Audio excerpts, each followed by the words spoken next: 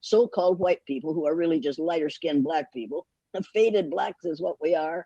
If we had not invented racism, we would not have the problems we have in this country today. Mm. What you invent, what you create, you can destroy.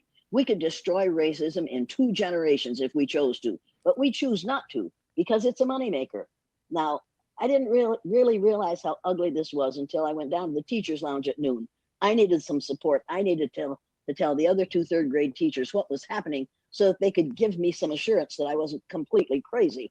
I Right. walked into the teacher's lounge. There were a number of teachers in the lounge, including those 2 third grade teachers, one of whom was about 52 at the time, and the other was over 60. I told them what was happening in my classroom the day after Martin Luther King Jr. was killed. When I had finished talking, one of the younger of the two looked up at me and said, I don't know how you have time for all that extra stuff. It's all I can do to teach reading, writing, and arithmetic. Well, she hadn't taught reading, writing, and arithmetic yet. She might as well have done the extra stuff. The other one said, and I'll never forget it as long as I live. She looked at the group and then she looked at me and said, I don't know why you're doing that. I thought it was about time somebody shot that son of a bitch.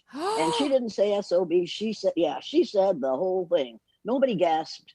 Nobody frowned. Nobody said, Helen, God is love. These are all good Christian women. Wow. Nobody said, do unto others as you would have others do unto you. Mm. Nobody said to her, in so much as ye have done it unto one of these, my brethren, so have ye done it unto me. Not one of those Mm. teachers expressed any dissatisfaction with what she was saying.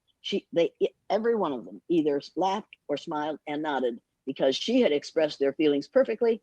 And as the most senior member of the group, she had the most right to do so. I went back to my classroom determined that no student of any age, no person of any age will ever leave my presence with that kind of attitude intact. Wow. I will I will confront them immediately, and Mm. it will not be pretty and it will not be pleasant, and I will not accuse them of unconscious bias, and I won't accuse them of microaggression. I will accuse them of being blatant, ignorant racists. Now, racists aren't stupid. You can't fix stupid. They're ignorant, and you fix that with education. And at that moment, I decided that I was going to educate these students so that they would never make a statement like that again and Mm. never tolerate, never put Mm. up with having somebody talk like that around them.